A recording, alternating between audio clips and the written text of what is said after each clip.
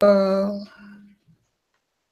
and we are live once again on another episode of the Inner Circle Podcast. Feels good to be back. Um, Lots of Xbox news and content out there right now, man. I'm really excited about it all. I can't wait to get my hands on the Xbox One X. I know a lot of people have been upset with with Microsoft sending out Xboxes for free to some influencers and stuff like that. People have been pissed off. It's a part of the business, man. It is what it is. You can't be mad at Microsoft, even if people trash them. You know, that's what influencers do, man. They pick sides when it's convenient, unfortunately. Um, we'll get into that discussion as well. We'll talk about PubG and Azure, which I think is a huge move for Microsoft. It says a lot about what they're trying to do with partnership. We'll talk about Xbox game gifting as well as a few other things and side topics that we'll get into. So listen, I want to thank everybody for stopping in tonight. Make sure you give us a thumbs up, share it out to all your friends and buddies. We greatly appreciate the support. If you love Xbox, this is the place to be on Saturday nights as we get in tune talking about Xbox and the industry. Anchor, I know you've been playing Wolfenstein. I've been seeing the images. What is your thoughts on the game very quickly? We'll get deeper into it, but give me something that you think is really hot about the game. Oh my gosh, Wolfenstein 2.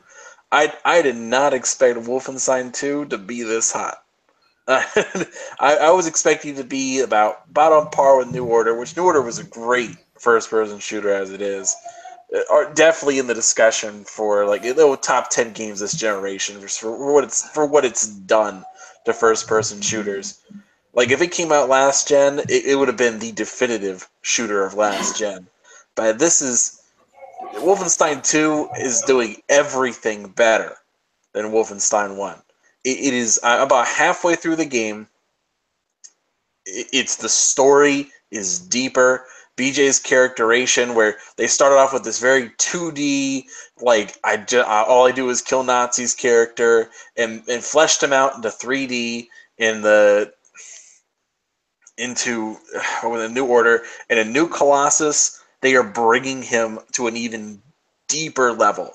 Where, like, I used this example the other day, like I compared it to kind of like Last of Us, where you have like Joel, which is like a one-note tragedy character. We're like, oh yeah, my daughter died, and that's pretty much the worst thing that's ever happened to me, like against the backdrop of like a zombie apocalypse. But like, it doesn't show how that makes his character beyond just his grieving.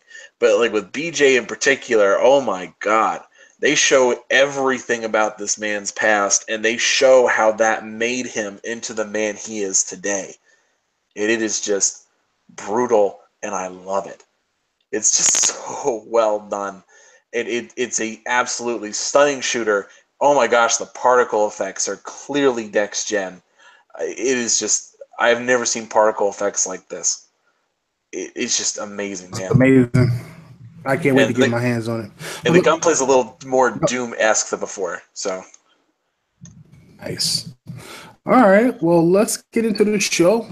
We got people showing up. I want to thank everybody for stopping out once again. Go ahead and join the chat. Let us know you're in here. We'll try to do a Q&A if we're able to knock out the show within the next 45 to 50 minutes. So let's get the show started. And here we go.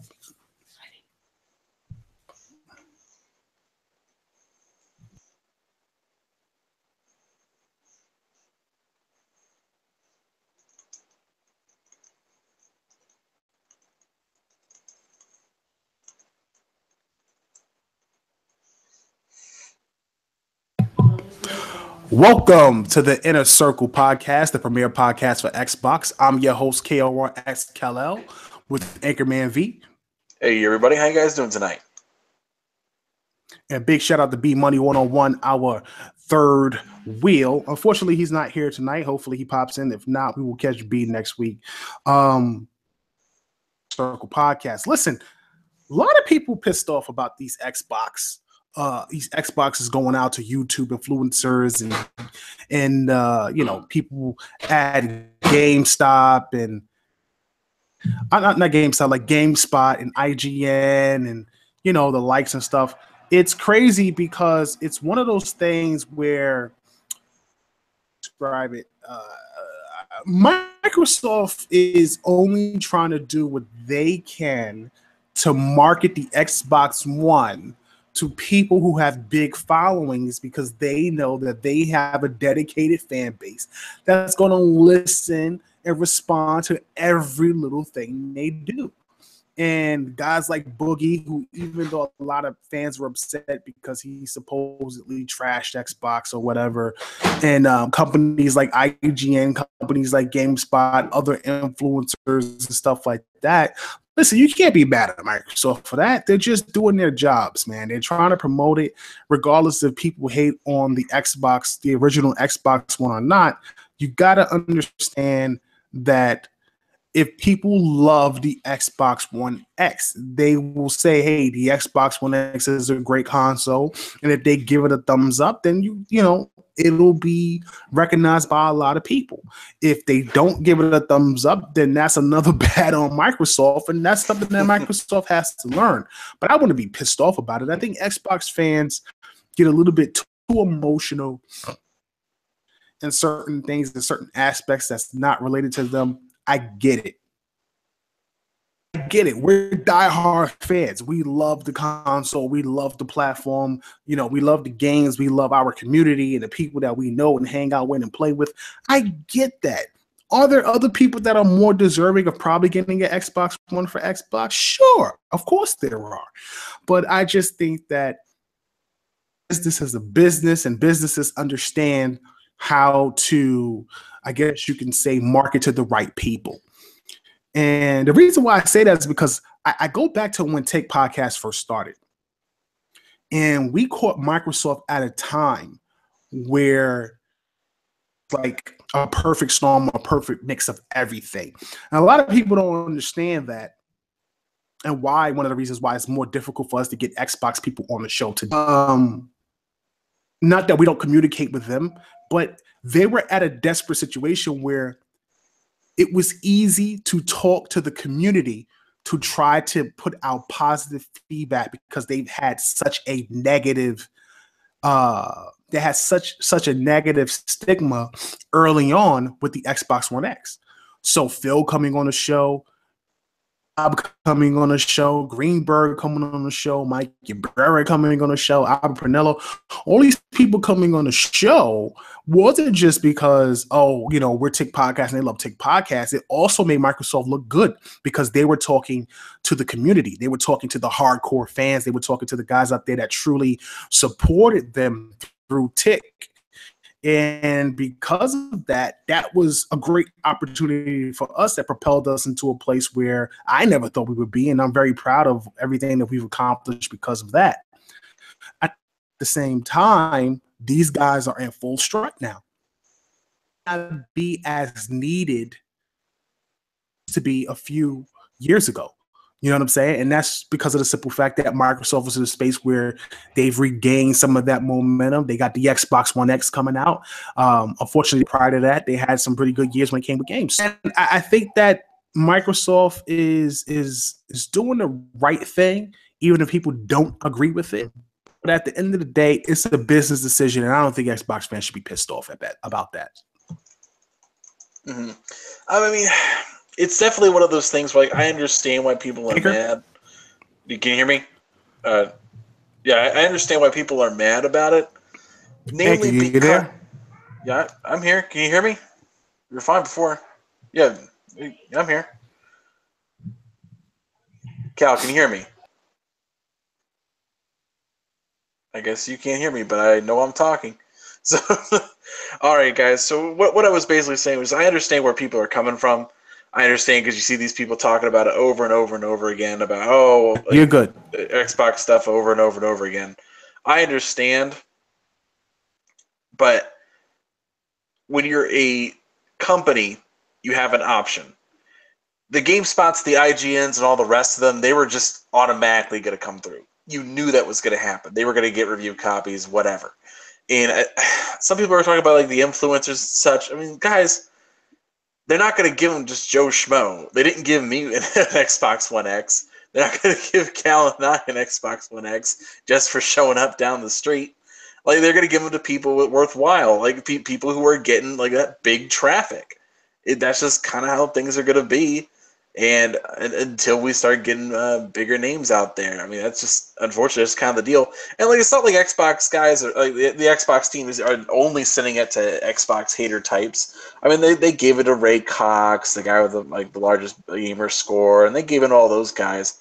I mean, it's just it's not something really to be that concerned about. But I could see where you guys are coming from, but. Come on, guys. Let's be realistic here. It's not like they're abandoning the Xbox base like that just because of who they gave free Xbox One X's to for review purposes. It's not that big a deal. Yeah, no, I definitely, definitely agree with you on that.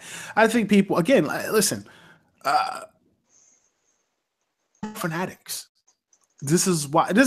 I can't stress this enough about how, as gamers, we are so.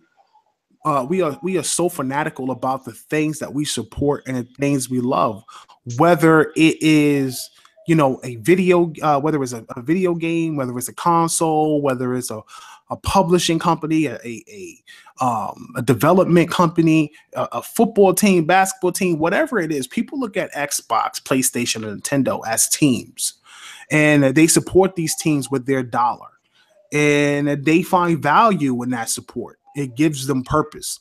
So when you feel like the thing that you support has been wrong, or you feel like the thing that you support has been tarnished by somebody else that doesn't care for it, you go on the offensive. I recently watched a few guys go at a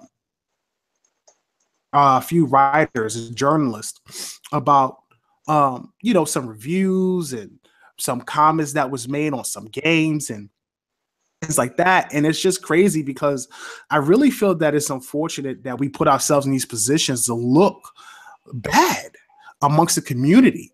And I'm not saying that these guys are idiots or they're stupid. I just think people don't understand their passion. And it's bad a lot of times when people don't get that. And as a fan of Xbox and as an Xbox supporter, I get it. I understand. Just like the normal PS guy who goes all out for PlayStation and might go at an Xbox guy, something like that or whatever. I get that side.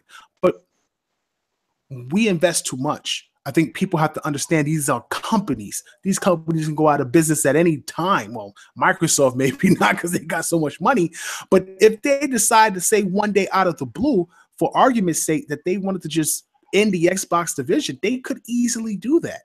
And if they wanted to do that, then it'd just be completely over. You know what I'm saying? So then what? What do you do then? Box to root for, defend, or go against anymore. It's just in the past and you have to move on to play something else. So my thing is, it's always great to support the names you support, but sometimes we get too involved as people. And I think that's human nature, but sometimes we have to be able to recognize that, listen, this is just a machine. It's a toy for grown-ups, even for some kids, you know what I'm saying? And we just need to step back a little bit and think about some of the things that we say and do before we put it out there. You know what I'm saying? So Microsoft giving this stuff to the Xbox, giving this stuff to influencers on YouTube and social media and so forth, whatever, business decision. That's how you have to look at it. That's how you have to take it. Burn in the end, that's on them. The only thing you could do is buy the console and support like you should be doing anyway. So that's pretty much my thoughts on that whole situation, and hopefully we'll get past that without any issue. Thoughts? I mean, there's really not much else to say, honestly. It just, I understand where, like I said, like before, I understand like where people, like there are individuals who have been a bit more confrontational than normal lately. Again, not getting into names and specifics. It's just there have been a lot more people who have been very aggressive lately, and I understand. And I think this is really more kind of as a what's the term? Like a delayed hatred response to certain people. So I don't think it's actually about whether or not Xbox is giving out X's to absolute haters. It's really just more, I didn't want to see that person get one for free. Where's mine? So right. Yeah. Well, before we jump into PubG on Azure, man, I want to talk about that constantly make these consoles. I mean, trying to make PCs like Xboxes. I don't get this. True, it's funny. I feel like, and no disrespect to the PC guys out there that support, listen to the show. Why does it feel like the PC gamer?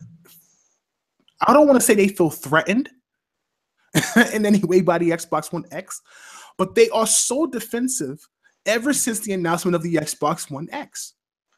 It's really put a lot of the PC community in a situation where, you didn't see this with the PS4 Pro. You didn't see them come out. Well, I didn't see it personally. I think that was because Microsoft screwed them already because they already announced the Scorpio before the Pro was officially announced. I think that was the reason why they didn't really give it that much credence.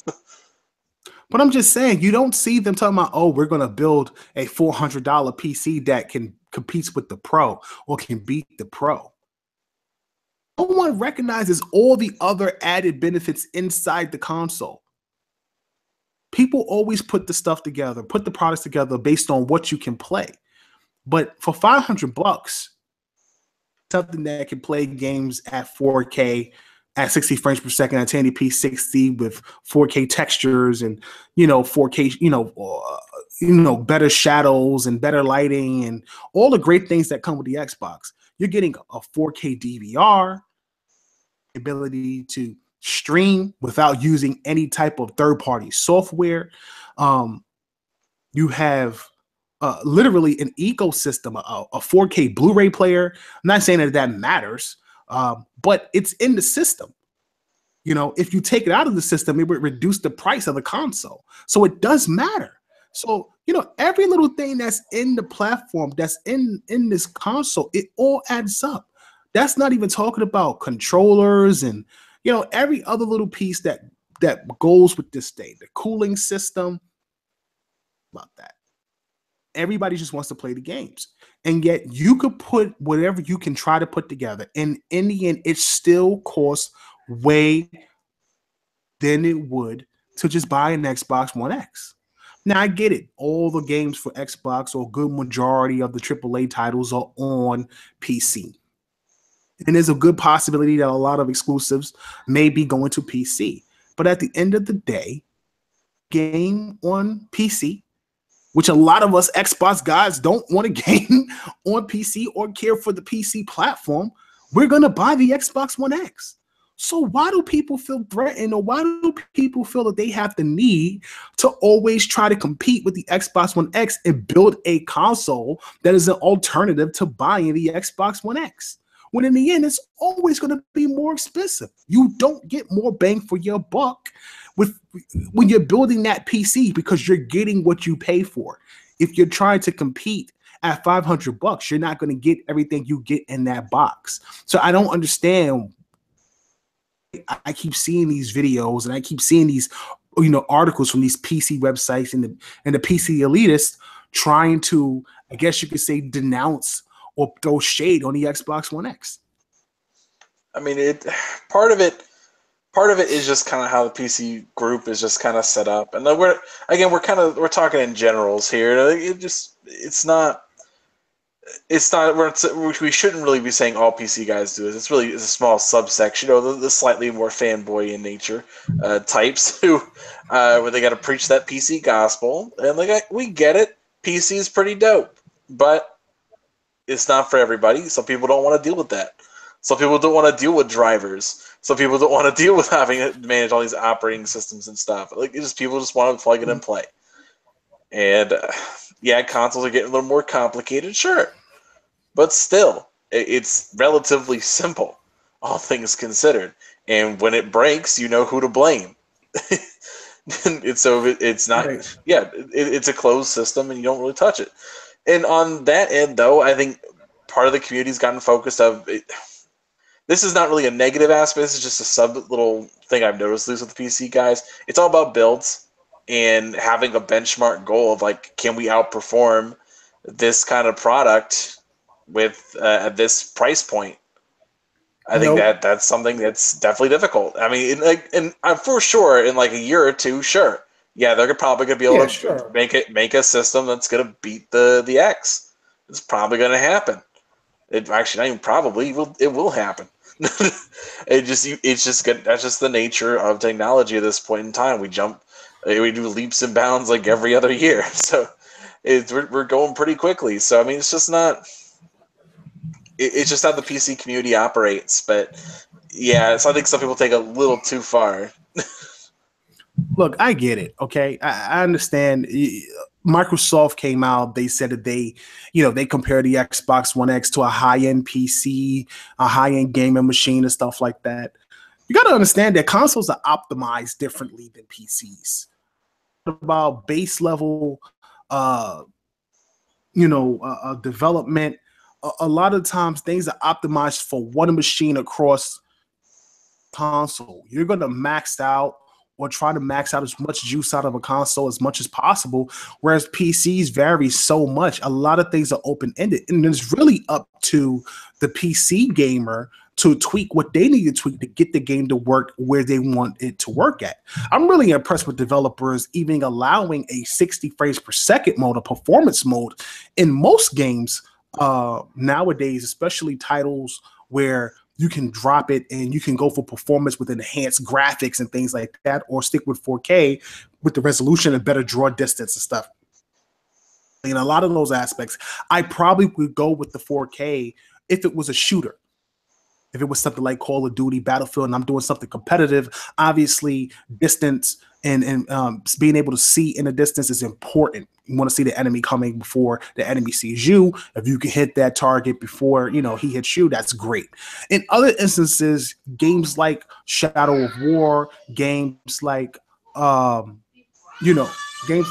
of War, games like everything else like that along those lines, it's one of those things where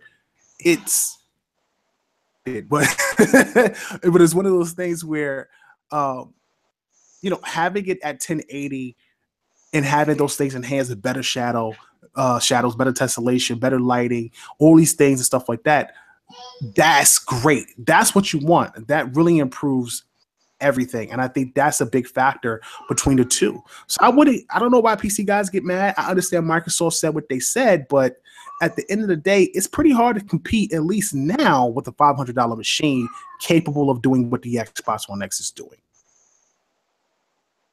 Mm-hmm.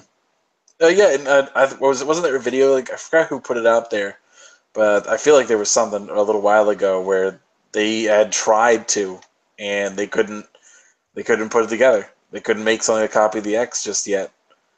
And I didn't get a chance to watch the whole thing, but I feel like it was like part of like a drive or something. Like they couldn't fit like the 4K Blu-ray player in there. So, but yeah, it was something like that. So it's cool. I mean, hey, like we said before, probably about a year they'll probably be able to do it, but just not right now. So don't worry about it. Yeah.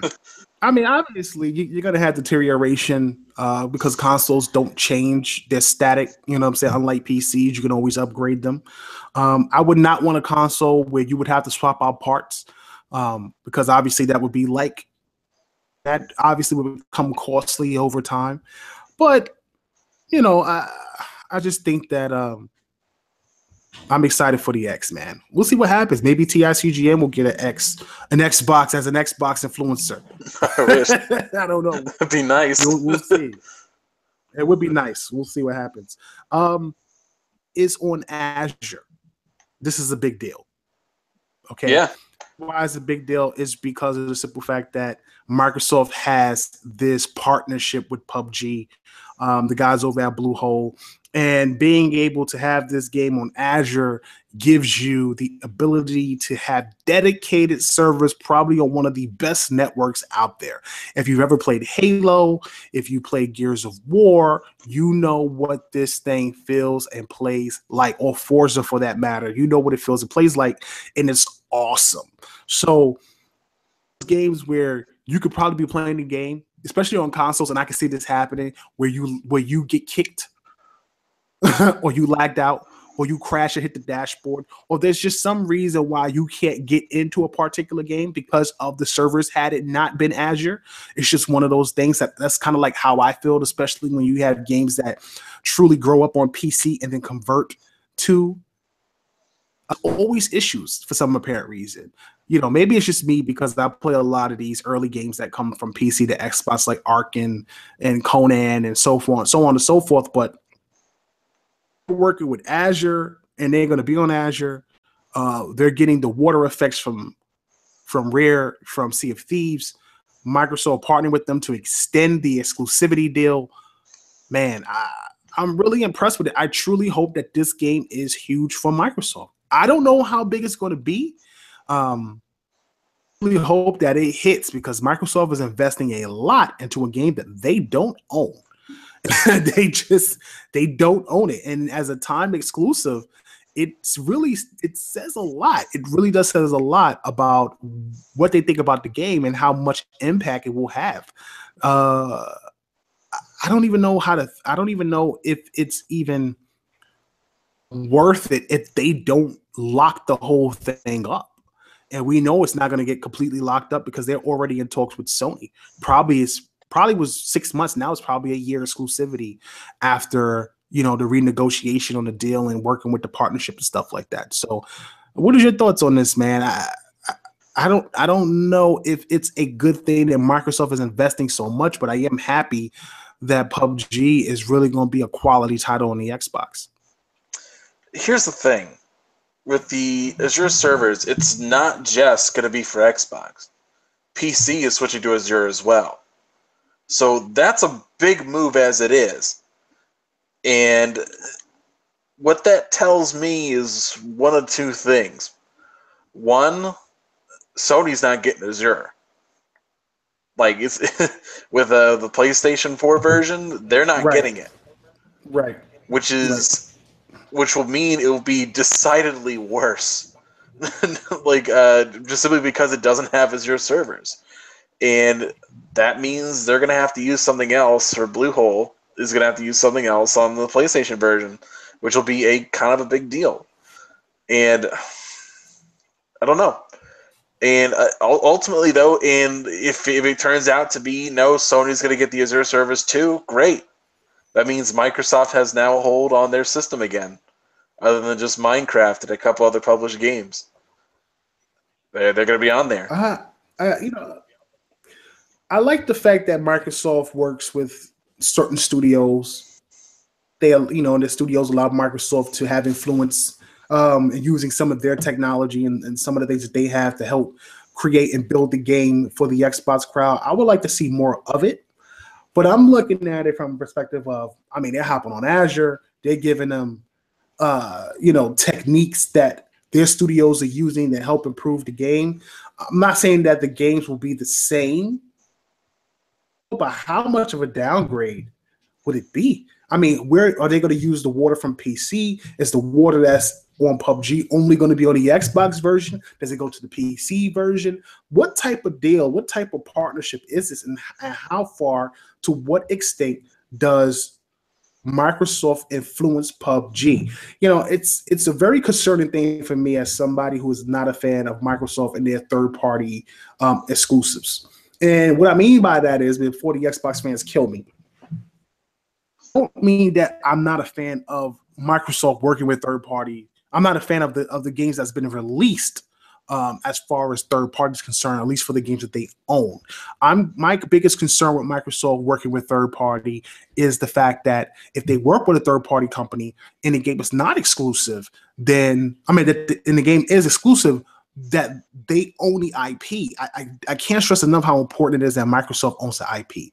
This is the reason why we're going to get a ReCore sequel. Like, we're going to get a ReCore part 2. I don't think people understand that. Microsoft put out ReCore. They made a definitive edition for a game that more than likely probably flopped. You know what I'm saying? At its initial release. It says a lot about how much confidence they have in that one particular game. So if they have that much confidence in that particular game, I feel like a game like Quantum Break, you would really have to rebuild a new team for that, and a team built with Remedy in order to build a a studio to take on that game, but they own those games. They don't own Sunset. They don't own Rise.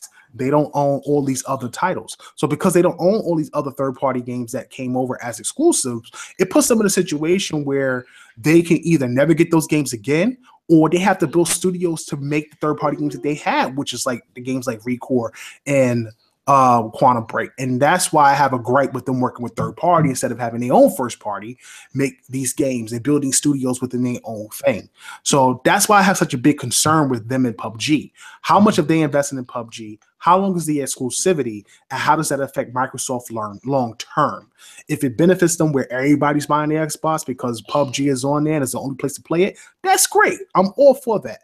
But if the exclusivity is a year, it doesn't have any impact, you waste on that when you could have been building another new IP. So just a few thoughts in my head with that. I think it might also be something where they're grooming Brandon to get them to get him for the future. Because I personally kind of have like this little wish that would happen. It won't happen, but I wish it would. It would be Sony kind of has this whole thing with Kojima where they're basically saying, "Oh, we'll get you anything you want. We'll do anything for you, Kojima. Just give us the word. You want your own studio? Fine. You want 20 years to make the next game? Fine. You want $100,000 a year? Fine. We'll give you anything you want. Just make something. Make something for us." And I kind of want the same thing to happen, but with Microsoft and PUBG. Instead of it maybe not just being that game, but that whole crew making the game. I think it's Brandon Green. Getting him and kind of putting him in this position of, okay, PUBG, we get it. It's going to everybody, but we want your next thing. We want what you got after this. We'll give you the budget. We'll give you the people. You make what you want to make. We got you. And this is kind of something I'd secretly hope for on top of this as well. I would love it if they came out and made this like an open thing, like Brandon Green goes out there and challenges Kojima publicly saying, "We'll release our game when you release your game, and I guarantee we'll have more players," or something like that. Like just completely like lay down the gauntlet. Like kind of like how like in Hollywood you have like directors that they have like a rivalry between the two. I would kind of like to see something publicly like that, something along those lines. It would be so. I feel like it would just be a fun little thing to do. Like we kind of had that with Cliffy B for a bit, but he didn't really have anybody to go up against. So I just something like that. I would love to see that kind of relationship happen in the industry. Have that little extra competition to it. I feel you. I mean, I don't disagree with you, man. It's crazy because you want to see Microsoft do great. They have put themselves in such a hole that they have to climb out of, and it's tough sometimes being an Xbox fan, man, because a lot of times do great things and you watch them do disastrous things.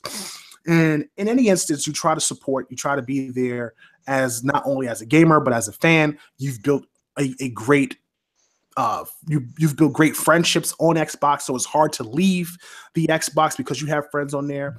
Man, you got a lot of people concerned about Microsoft's first party and the relationships that probably deteriorated with, guys like Hideki Kamiya and the people at Lionhead that used to be a part of the studio and stuff like that. We have no idea what's going on with any of the things that, have been canceled by Microsoft or any relationships that's been burned by Microsoft. What I do hope is that with the things they have that they are working on do come out. They do get announced next year, and we do get something new next year, one or two things next year. I really don't want them to push any games that's been delayed that's supposed to release early next year into fall of next year. Nope. I think that's a disaster. Everything you've pushed needs to come out first half of 2018 because they have officially screwed us for a while.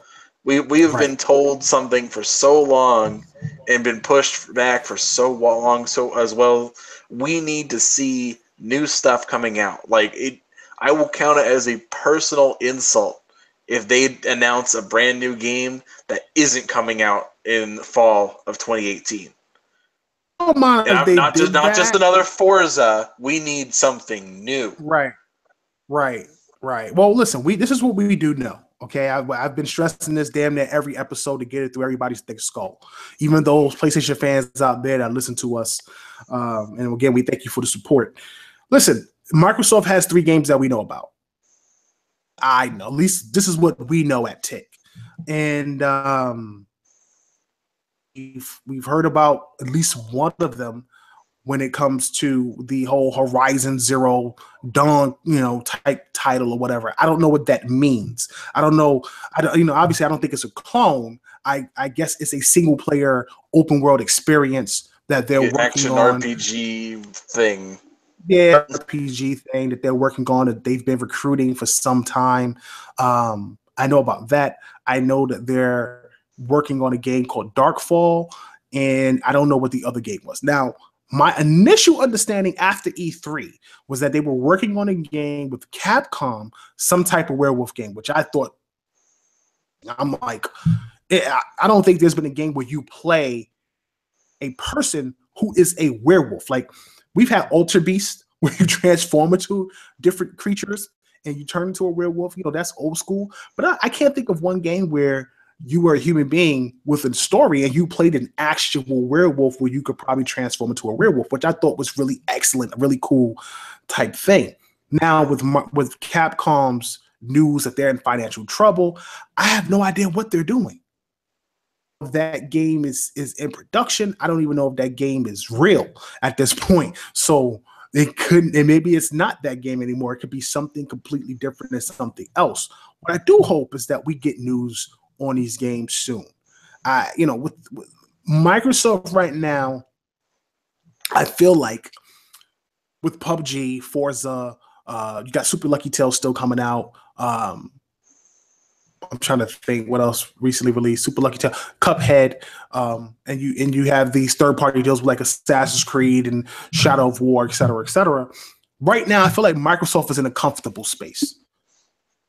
They should never feel like they're in a comfortable space. Yep. You know what I'm saying? They do best they should, when their back is to the wall. Yeah. Yep. Like they do best. every good move they've done has been out of desperation, and it's been good for the consumer this generation.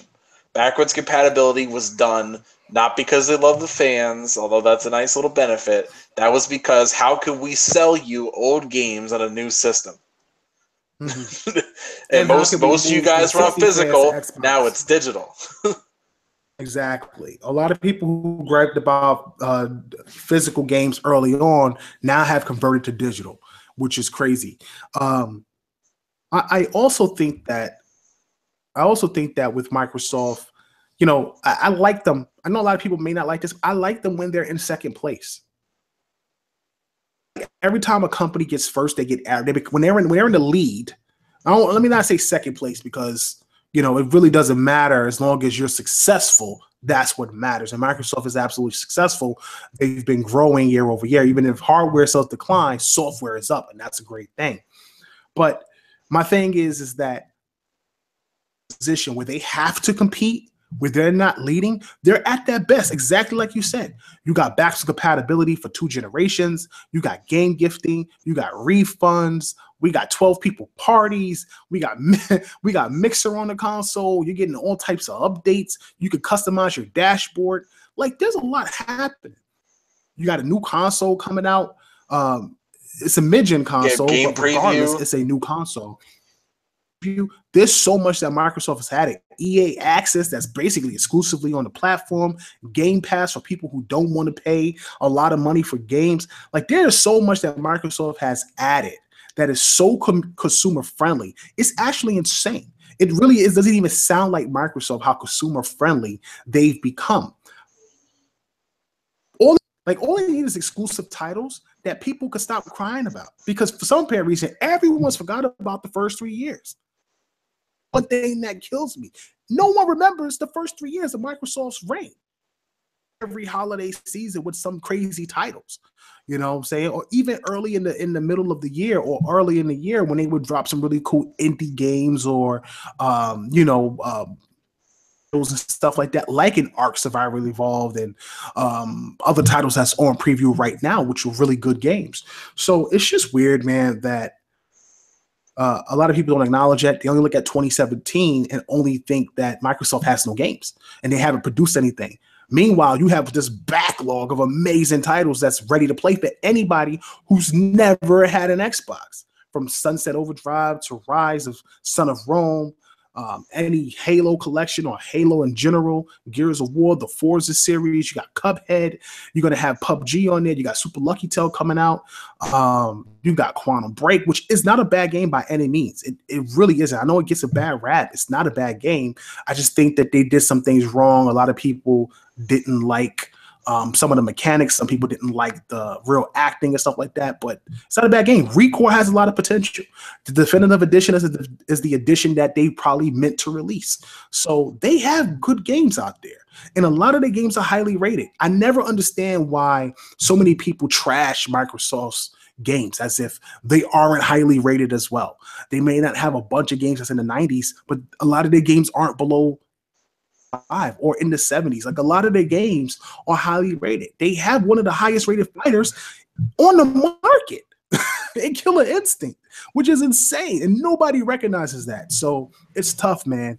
It really is tough out there, but you know, Microsoft got to keep fighting, man. They got to keep forward and make sure that they stay on top of their game. They cannot slow down. They cannot become complacent because right now they have momentum, and they are getting so much positive feedback on the Xbox One X. All they got to do is show some big AAA titles, and the world is theirs. I'm not saying that they're going to, don't get me wrong, I'm not saying they're going to jump all the way to first place and take over PlayStation, but I'm saying that they can really have a big turnaround in the US and the UK, and that'll be big for them. You know, there's something you brought up I think is just that I think needs to be clarified as well. Namely that the sentiment that we have to see what they did for us in the past. Look at all the games that came out for the last few years. Look at the last few years. Don't look at just this year. And like to an extent, yeah. Keep in mind like this year's relatively a fluke year for them. But still, the gaming community, we're largely, what have you done for me lately? What was the thing? Like when they came out and announced game gifting, something people have been asking for so long. I was reading when they announced it with Ibarra, like the first or second comment was, well, "What about this? what about this completely different feature? What about this one? What about this one? No, oh thank God we finally got this one, or oh yeah, thank you so much." Nothing like that. It was, well, what about this one? It's always, what have you done for me lately? So I think to that extent, Microsoft does need to be showing us what they're bringing up forward at the same time. And I still think 2017 should never happen again. This should never happen in Microsoft's lineup ever again, because this was a failed opportunity. Like if they imagine if they did have games coming out all throughout this year, and it was actually stacked. I guarantee you, the Xbox One X will be more of a success than it's going to be. I think it's going to be a success. It's going to sell regardless, but I do agree it would probably sell better and bigger if they had games. They just games got canceled. Whatever the reasons were, whether it was poor development, it cost too much, whatever it was. At the end of the day, it just was something that they canceled. But could you imagine if we had a Scalebound that was enhanced, or we had something like a Fable, that was enhanced in 4K with, ultra settings or something like that? It would be nuts. Absolutely. I can't disagree with you on that. It is a missed opportunity, but next year, I think, I can't stress enough, I consider next year to be what 2017 was for the PS4, and the Pro is what I consider what the Xbox and the Xbox One X would be. PS4 had a lot of great games released, but a lot of those games were delayed into 2017 on top of games they 2017. So they came out swinging hard. and it was great. A lot of the games came out, they reviewed well. A lot of people picked them up. The games that were enhanced for the PS4 Pro, games like Horizon Zero Dawn, look fantastic. Really takes advantage of the console, and that's great. And that's why Sony has such a good year early on. To do that, a lot of people sleeping on their titles. I can't tell you how big Sea of Thieves has the potential to be. I've seen people play this at E3. People have literally sat online for hours to get their hands on Sea of Thieves, and in every instance, they've walked away satisfied and excited to purchase the game. I haven't had one person at E3 tell me I'm not buying a game because the game is this, that, and the third. People have always had fun because there's so much camaraderie amongst the people trying to play together. So that's what makes that game exciting. On top of that, I'm not a fan of Crackdown. Some people may be into that. That's going to be a title that they finally may be able to get their hands on. State of Decay 2 is a lot of people looking forward to that game. My only gripe with this game, and I talked about this game when I came back from E3, my only gripe with this game is the way the co-op is set up. And truly hope they fix it. This is the one problem. And if you don't know what the problem is, when you play co-op as a character game, the progress you make in that person's world does not affect your world. So you can play someone's game and beat the whole game, whatever the story missions is, whatever the campaign is, instead of the K, beat the whole game and not get anything, not any credit for helping that person beat the game. When you go back to your game, you start off from the beginning. Wherever you left off is where you start off at. That is the only downside to this one game. Like, if they're going to make it a game where you play 4-player co-op, you should all get those residual effects. If you find something in that person's world, I think you do bring the loot back and you do get the experience, but you should also get the credit, the achievements and the credit and all that stuff like that. And it should save in your world as well. I guess they're trying to say every world is different, and that's what makes it such a dynamic experience. Everybody's world is different. You're going to get it differently.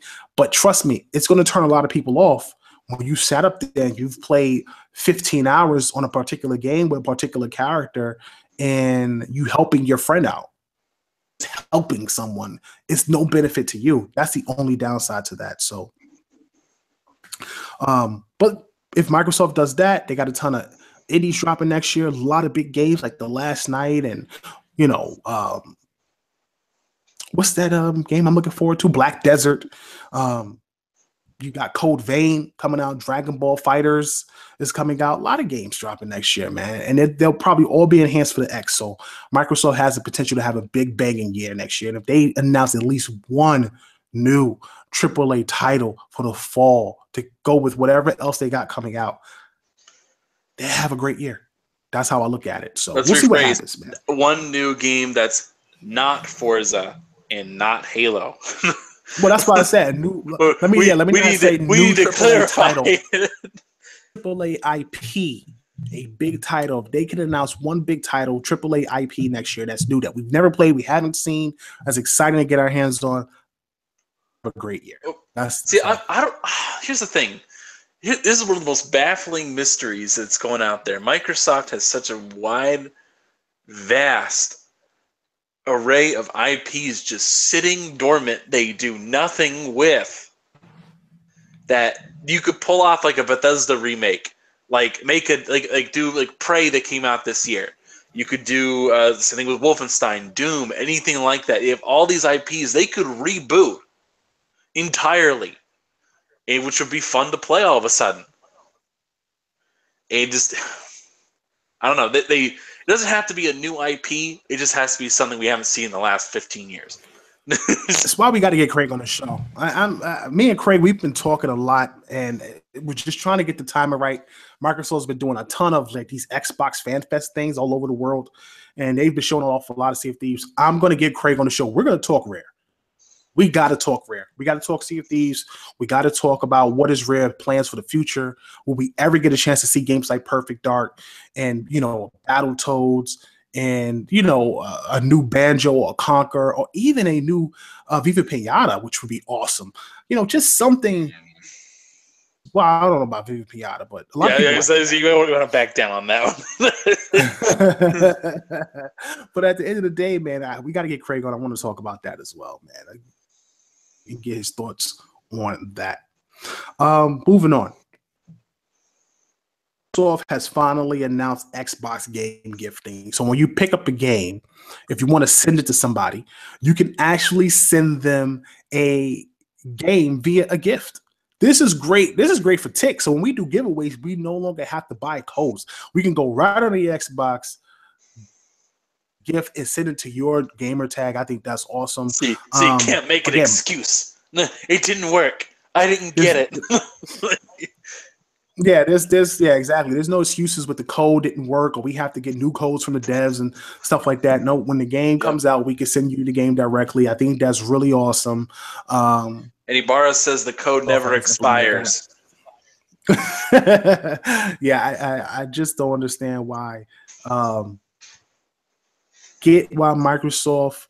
I don't know why I said I don't understand, but I think Microsoft is in a position where, again, they are so consumer friendly. They are trying to get on everybody a good side. They just keep making smart decisions and making the right moves. They really are. Game gifting, refunds. I've already used refunds multiple times. I'm so glad that it works. Like I've used refunds twice now. I remember both times. I refunded a $90 version of Destiny. I canceled I canceled Call of Duty World War II because I wanted to play the demo, so I pre-ordered it. I got a chance to cancel that. But my son uses my wife's old Windows phone to play games, and my wife didn't know that he was using her account, and her account everything was open. So he was buying like games left and right, thinking that they're free.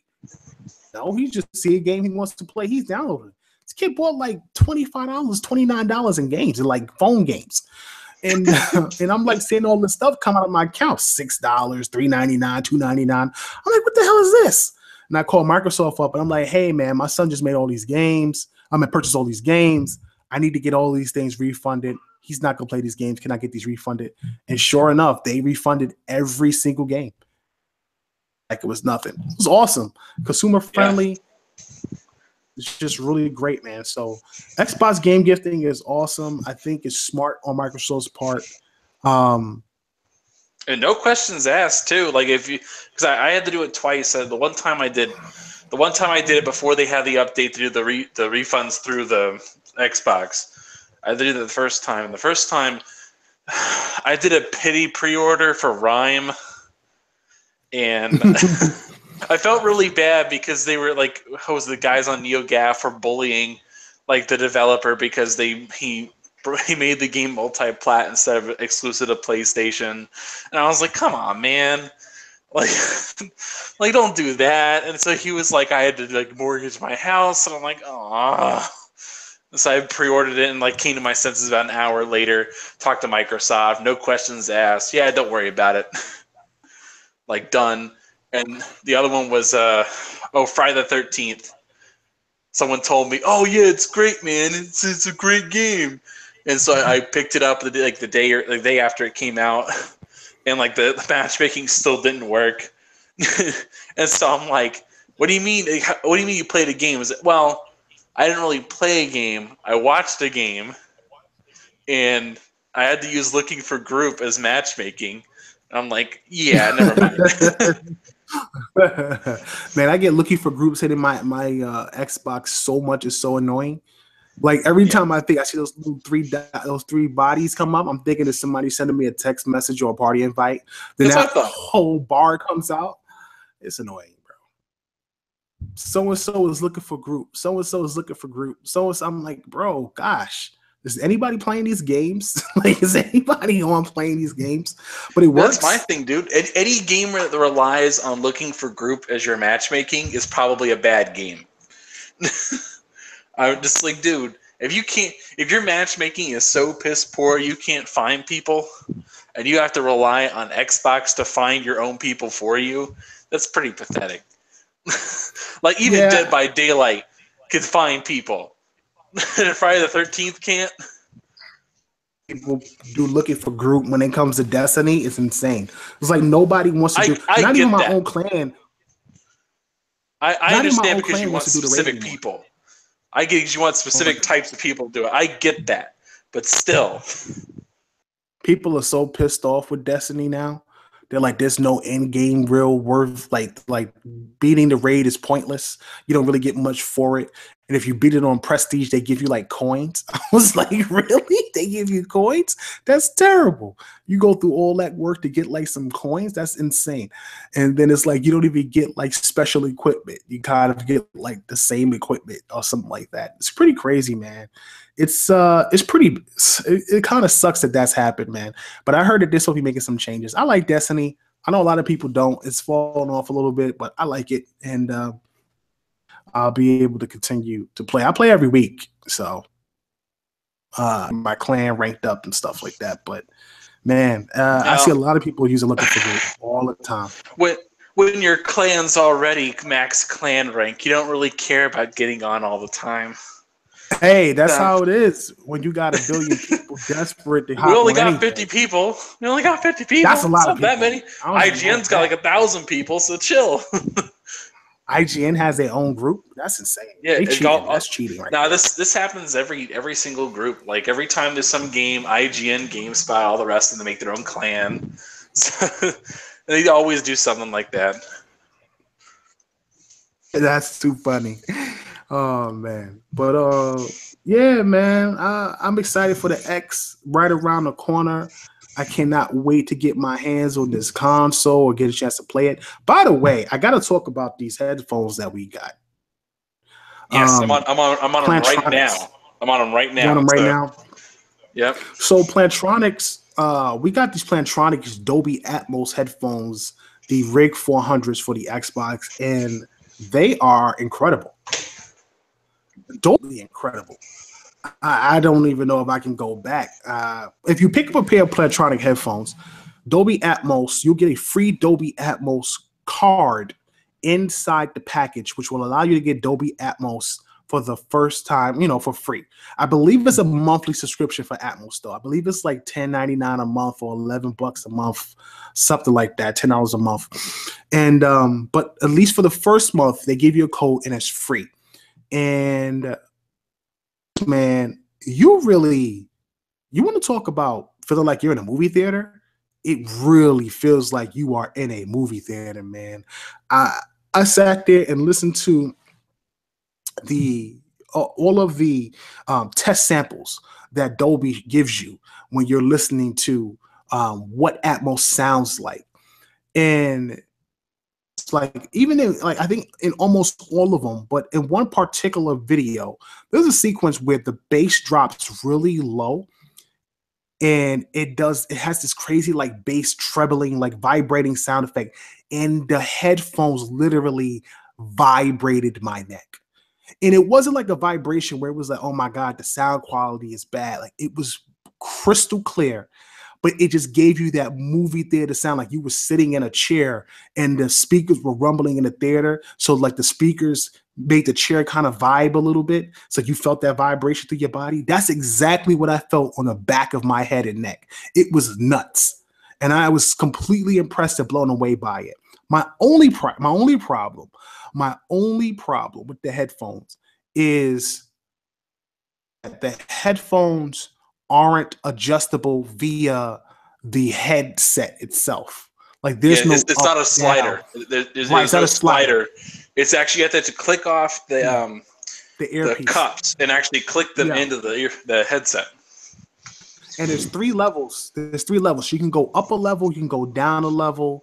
And the cups are kind of small, so if you got big ears, it's tough. You know what I'm saying? Because like your ear completely get put into the cup where it's noise cancellation and stuff like that. But overall, sound quality produced with this at the price they're doing. Yeah, this is like a $60 headset. This is about $60. It's like I think it's $99. I think it's $99. But even for a $99 headset, it crushes headsets. Like I was skeptical because it was Plantronics. I'm like, I would never buy a pair of Plantronics. Ever saying that. now that I have a pair and I know exactly what they sound like. And these things are really impressive. So listen, I want to get the wireless ones, the 800s or whatever they are, or at least the 600s with the sliding cup. If I can get those, man, I might be set when it comes to a headset. I'm really going to look into investing into a pair of Plantronics because I've been looking for a new pair of headphones for the longest time, and they're super lightweight. Oh, dude, when I got the case, when it came in the mail, I literally thought this was a joke. I was like, did someone like steal the headset and just leave me nothing? It is ridiculously light. To give you kind of like a comparison, and for those of you got like Afterglows, those are pretty popular cheapy headsets. Like you can buy those like for like $30, something like that. Those Afterglow level 3s, like those things are about 2.5 times heavier than this headset. It is extremely light. Part of that is because it's not a adjustable slider. It's not like it's not like a heavy plastic. Right. It's literally just a little plastic thing. It's got this little cushion next to it, and it fits nicely on your head. And I could say I wear glasses. You guys have seen pictures of me. I wear pretty heavy glasses and shit. So so wearing headsets is annoying because it'll push on my glasses all the time. It makes my head feel congested. These don't do that. It's extremely light, and it doesn't push on your head so much, so it's just comfortable to wear. And so I got a big head too. Yeah. I got a big head, and so I got to go to the max size and stuff, and they fit just enough. Like I think my earlobes go past a little just to pass the suction cup, but that's it. It's nice though. It feels convenient, and I will say I tested out the headset without I tested the headset out without Dolby Atmos first, and then to Dolby Atmos. I honestly don't see that much of a difference if you just turn on surround through your headset anyway. If you just go to the settings of your Xbox, just turn on surround. I personally did not notice that much of a difference between Dolby and just the regular surround. But I will say, because I play only stereo normally, I'll only mess around with stereo. But when I started playing around with these, oh my gosh, it made my game so much better. I got to give you an idea of how big a deal this was. I went to play Overwatch just to kind of get some general feeling about it. Like, okay, go back to the surround sound kind of deal. I used to play Call of Duty back in the day doing the surround sound Turtle Beach stuff. So when I was playing, I noticed I actually got play of the game on a 20-person kill streak with Zenyatta because of the situational awareness. I was kicking some major ass, and this was like a pickup game. I just showed up. I hadn't played in a couple of days, and I was kicking that much ass. It was amazing. It's definitely a really great. I'm not just saying this because we got them as because we're media, anything like that, and we're doing like a promotional thing for no, we're reviewing the headset. It's a hardware review for the team, but listen, the headset, it really is a good quality headset. I mean, it may not be the best when it comes to the outer casing or the look, but the quality is incredible. I would have loved if they had, again, this is more for affordable. This is more affordable for affordable headgear. If you're looking for a great quality headset at $99 or under, these Plantronics are the perfect headsets to get. I recommend them over any Turtle Beach. I hate Turtle Beach. I officially hate Turtle Beach. Like, I really do. Every Turtle Beach I've had, they have cracked in half. They are the worst when it comes to material, and I believe that they build their material, they build their headsets with the cheapest material possible so you can constantly either get new headsets or send them in to be replaced.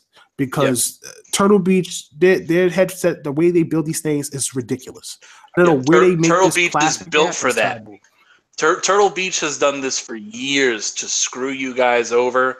Because again, I used to be in that whole Call of Duty circuit. I had to have the best Turtle Beach. I had to do that, and it's manufactured obsolescence. It's built to last for a year and then die. Yep. Because they want you to buy the next one. and everything. I have the Elite. I had the Turtle Beach when they first came out. I had the Elite 800s, the Stealth 7, I think the Stealth 500s, and then the Elite 800s, which was the wireless Turtle Beaches, and that broke on me. I had the Astro 840s. I had the Astro 850s. Those wound up breaking on me too. I had the Steel Series headset.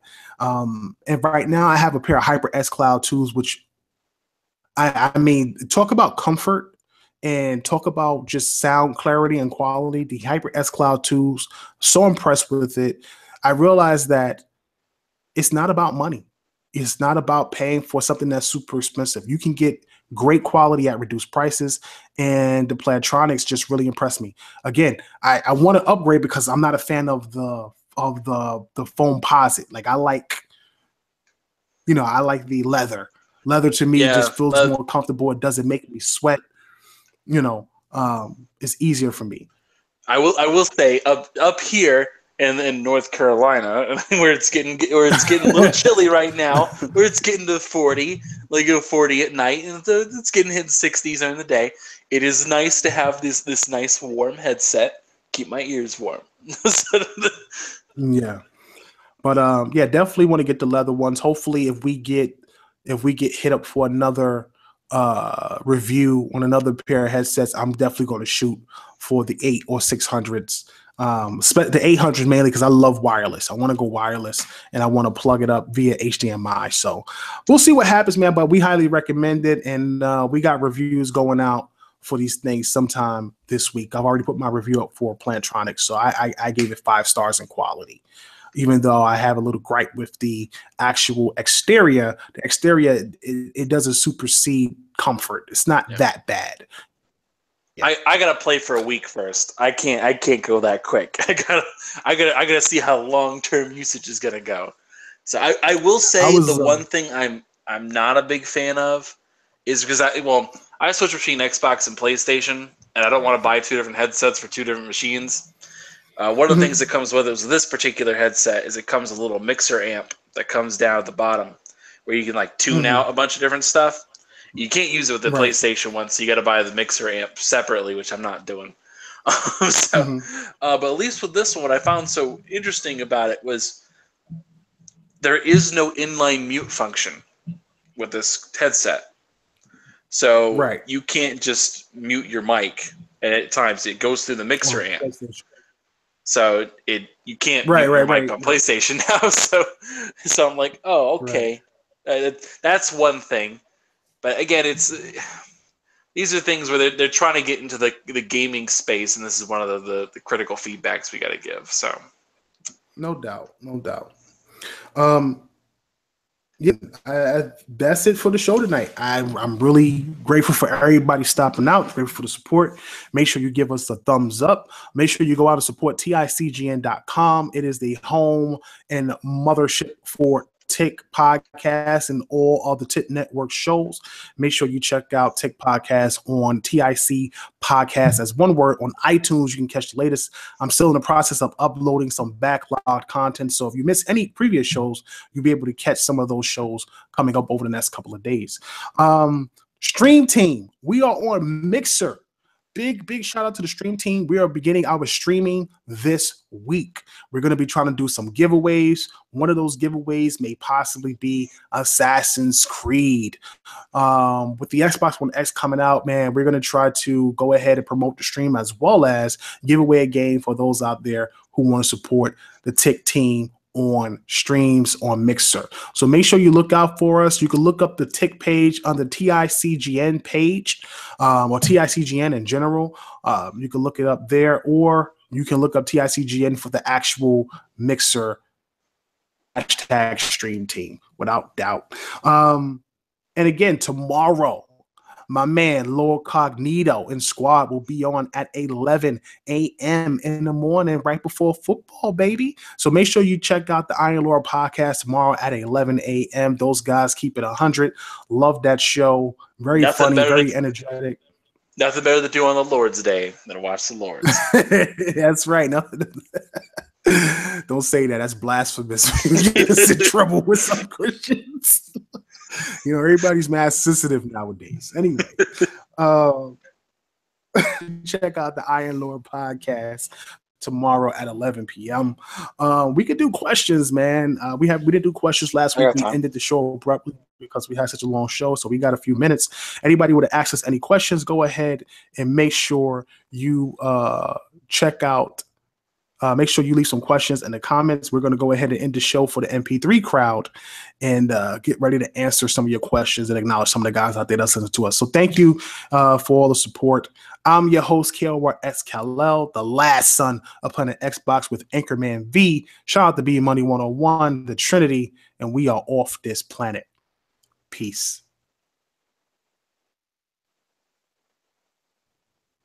All right. Feels good, man, to be here. Another episode of Tick Podcast in the books. Again, if you want to catch Tick Podcast episodes, it's pretty much if you didn't catch us on YouTube or if you didn't catch us on the website or if you're not following us on the website, you can check us out on iTunes, Google Play, pretty much any radio or store app that podcasts and music.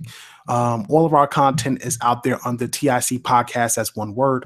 And if you want to catch any of the other shows, you can catch them on TIC Network as well. Iron Lord podcast, throwbacks of the Trophy Life podcast, our PlayStation show, which we're still looking for a host. So if you're a PlayStation fan, if you're interested in joining the Tick team and want to represent the PlayStation side of Tick, hit us up, man. We are always looking for new hosts to join the squad. And of course, you can catch 2XP and the Iron Lord podcast on Tick Network. So go ahead, leave a few questions. We will do our best to answer them in any way we can. And I'll already answer the question. You guys for stopping. I already answered the question you guys are going to ask. I'll do it now. I got Assassin's Creed Origins downloading right now. I've been playing Super Mario Odyssey and Wolfenstein 2 in this exact order. Having not played Assassin's Creed Origins, the order of quality is Wolfenstein 2, Assassin's Creed Origins, and Super Mario Odyssey. Dizzy says, Will Cal's tribe be the first tribe wiped off the Tick Arc server? Yes. Probably because I'm a builder. I'm not a defensive guy. If I brought my clan on that thing, they haven't played Arc enough to even understand what they would need to do to put defenses up in Arc. We probably get wiped pretty quickly. I probably have to be a loner if I was in there, just some cave hidden off somewhere where no one could find me, kind of fly out every once in a while. Hopefully I don't get killed by nothing. That'd be funny though.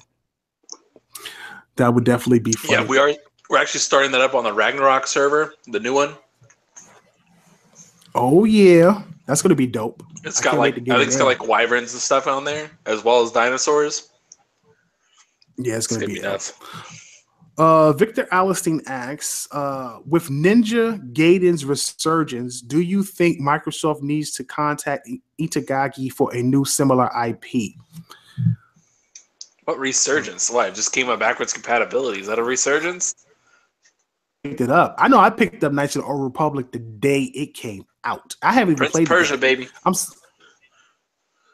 Because I'm like, I'm still playing other things, and I don't want to start Knights of the Old Republic like it's a brand new game and then not play what I've been playing. So, but I definitely picked up Knights of the Old Republic. If people pick up Ninja Gaiden and they have fun with the game, I would hope it's a resurgence. If I was them, I would definitely reach out to the guy.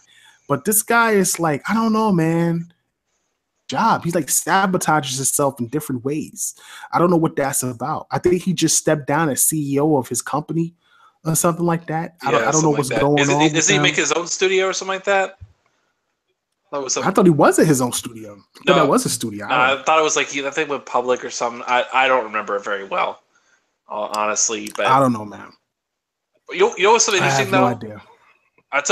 So ever since the backwards compatibility thing with the OG stuff, and I saw Prince of Persia on the list, I picked that one up. That's the only game I bought so far.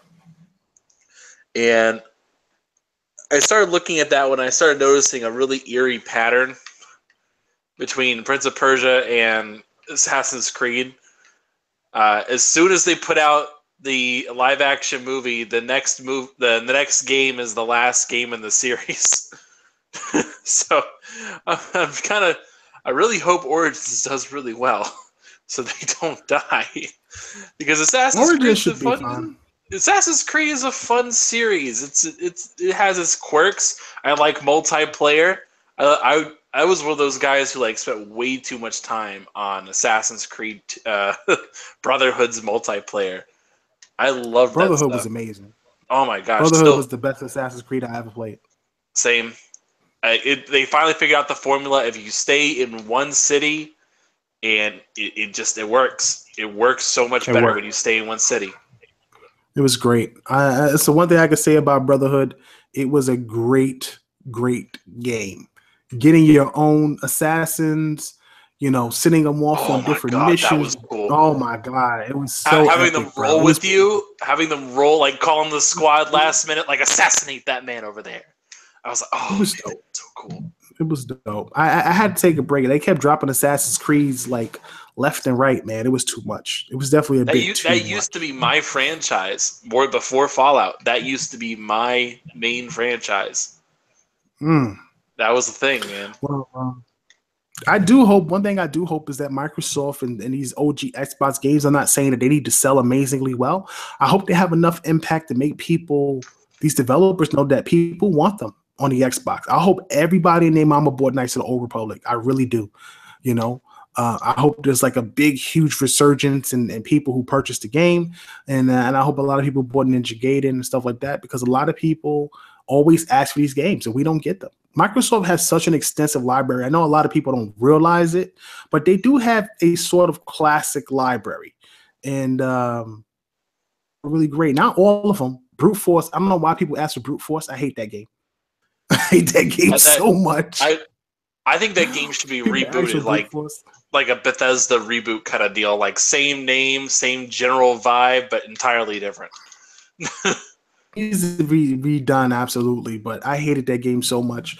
I remember buying it, thinking I was so hyped from the game, thinking it was going to be so good, and when I got it, it was not what I thought it was, and I immediately returned it. I begged the guy at the time. I think it was it Funko Land?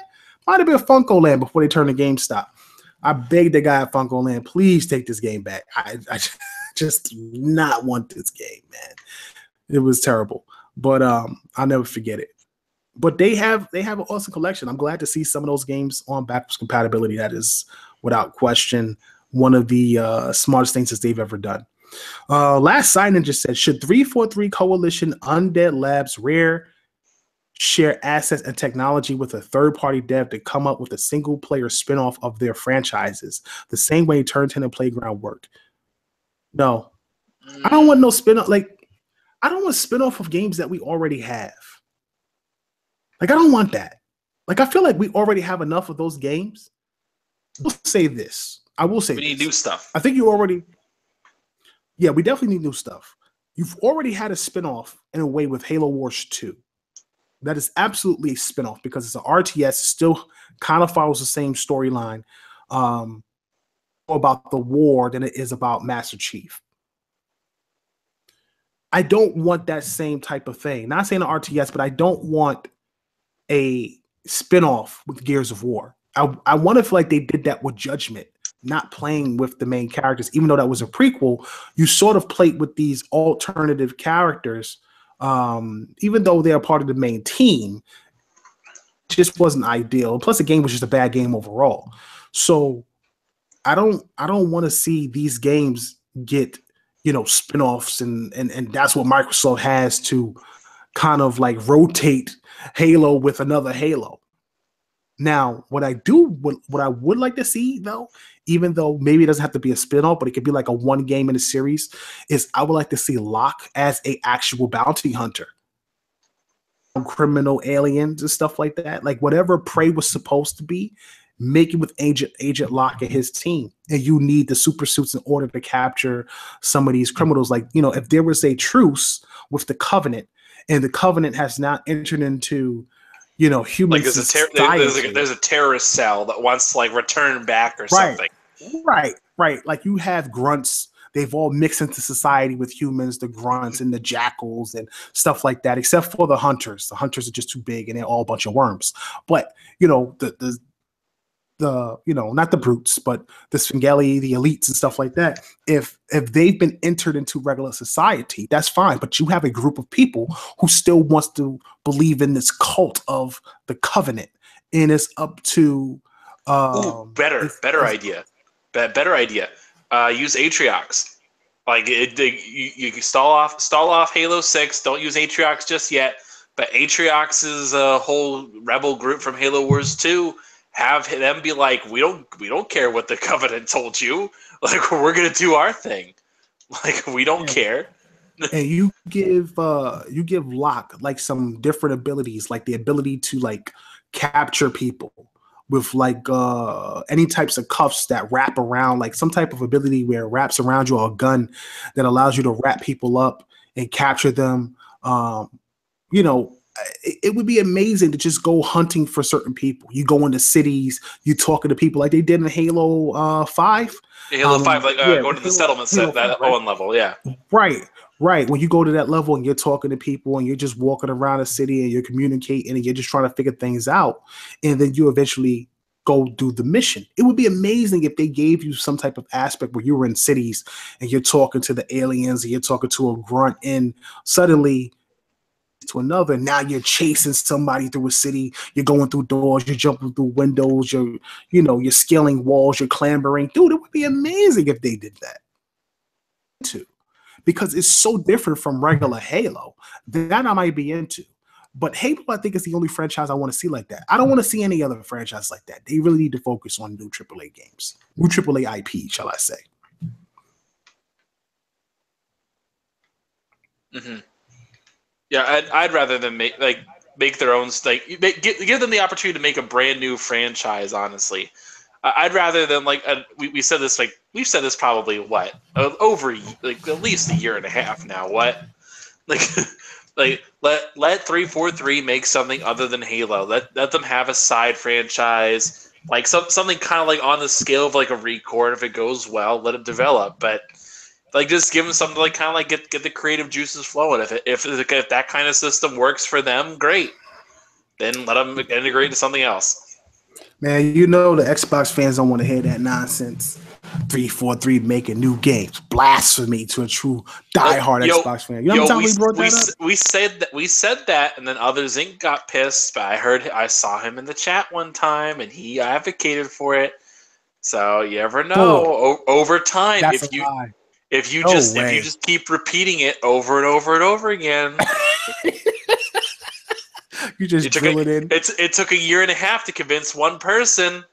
How long does it take to convince everybody else? Uncle Zay kills us every time. He said, "I'm gonna contact Phil. Make sure he don't go on your show no more talking about 343 should make another game." Other Zink's a true diehard. Shout out to Other Zink. That's funny. Sammy Prescott asks, what do you guys think of what Microsoft has done in terms of creating awareness of the X, marketing, promotions, etc.? Do you think they have done enough to pull users from other camps, or should they do more? I think they've done an excellent job. I'm telling you right now, I've seen the commercials for the X everywhere. Everywhere. Yeah. They're on every website. They're on YouTube's. They're in the movies. They've done more promotion with this than they've done on any other product that they've ever released. Even I think they put out more commercials than freaking Halo, and that's saying something. Yep. How much they pumped out. Whether or not they're trying to steal people from PlayStation or Nintendo, I don't really think that matters, honestly. I think Microsoft understands that the Xbox One X is going to sell itself, buy it the most, and as it comes down in price, then everybody else may pick it up. By that time, maybe PS5 will be on its way out. The Xbox One X will be viable. PS5 will come out. PS5 will be the most powerful console. Xbox fans will have to deal with your fan base for a year of them shoving that in their face before the Honey Badger comes out, and then everybody picks Capricorn, up the next Xbox. Used to it. Codename Honey Capricorn. Badger. Codename Honey Badger. Because Microsoft just don't give a shit anymore, bro. They got to go all out, son. They don't care. Last Side Ninja says, should they share assets to develop a new IP? If it's exclusive, yes. If it's something that they own, yes. If it's not, no. Yeah, as long they need to develop their own stuff, and that's the thing. Like, as long as they own it, it's fine. Like, it's just that's the whole point. Why would develop something new if you don't even own it? Right.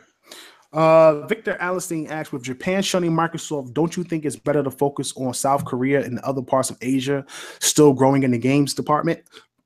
I mean, I think they've done so. Bluehole, I believe, is a Korean. Is a Bluehole a Korean studio?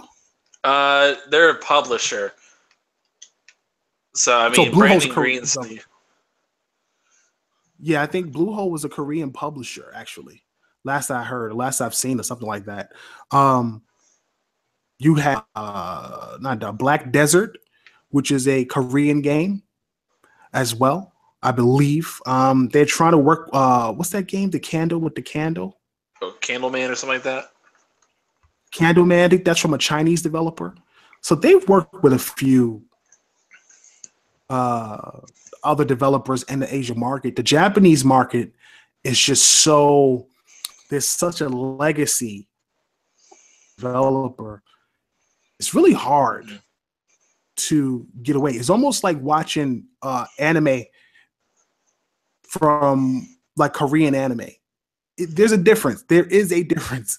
You know what I'm saying? Like, I've watched Korean anime, and I'm not saying I'm not a fan of it, but it's not ideal for me to watch Korean anime. Now, I love Korean dramas, which is completely different from anime, but it's not ideal. It's not to say that a Korean video game developer can't be good. A lot of times, man, you want to stick with, what you know. At least that's how I feel anyway. And I know Japan is known for a lot of great stuff. Even if they've been on decline as of late, their games aren't doing as well as some of the big Western studios. They still have a presence and still have a legacy with a lot of people around the world.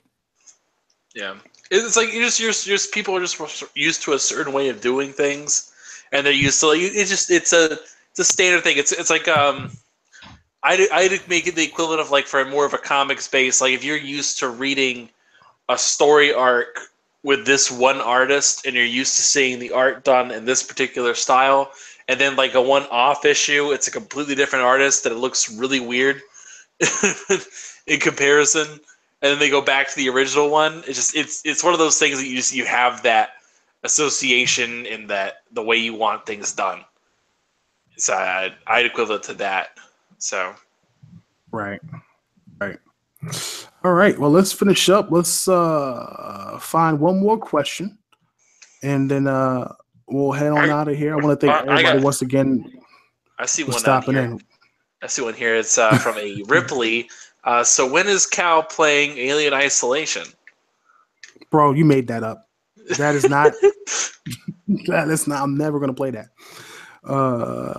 Dizzy, shout out to Dizzy, says Splinter Cell announcement at VGA's 2017 or E3 2018. I feel like that's more of an E3 kind of announcement, but we really thought they were going to announce that this year. I would have really thought that. I did too. I should get Jeff Keighley on the show and ask him, like, yo, Jeff, what you got hidden up your sleeve at this year's VGAs, and see what he says. He probably wouldn't tell me nothing. He hits me up all the time.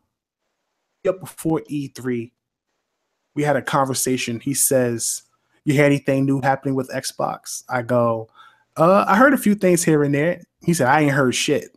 I was like, "Thanks for the confidence." You know what I'm saying? He's like, "Yeah, I don't think they got nothing." I'm like, "Dude, I'm sure they have a few titles, up their sleeve or whatever." Such a negative Nancy, man. But in the end, Microsoft, I think they did. They had a good showing at E3, in my opinion. I know a lot of people don't agree with that, but they had a good showing. It was just funny, man. Like, yeah, their showcase was good. Their showcase was good. It's just when you put it under the microscope, it's like, And I'm like, hey, let me know when you want passes to VGAs. I'll send you some. I'm like, all right, cool. That's what's up, man. That's what's up. I know a lot of people don't like Jeff Keighley, man, but Jeff Keighley is a big supporter of TIC, man. I can't knock the guy. Guy's always been a supporter for us, and anybody that supports us, I appreciate it. So, But listen, man, that's it for this week. I want to thank everybody for stopping out, man. I can't thank everybody enough for hanging out with us tonight, giving us a few questions to ask and chat with you guys. Really appreciate the support as always. We'll be back next week, Saturday at 10 p.m. Eastern or around 10 p.m. Eastern to do another show of Tech Podcast. And I will definitely be doing a new Super Podcasts. I think I'm going to move Super Podcasts back to Thursdays. I think Fridays is too close to do back-to-back shows with that intake. It's tough. So I might move Super Podcasts back to Thursdays and knock that out at 11 p.m. Eastern. So again, man, that's it for this week. I want to thank everybody for stopping out. Make sure you check out the Tick forums.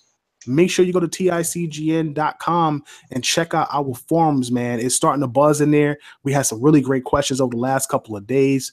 We are really trying to get it popping. We know Gaff recently kind of laid flat. People have moved on to Reset Era, and hopefully we get some guys over on the TICGN forum at community.ticgn.com. So check those out.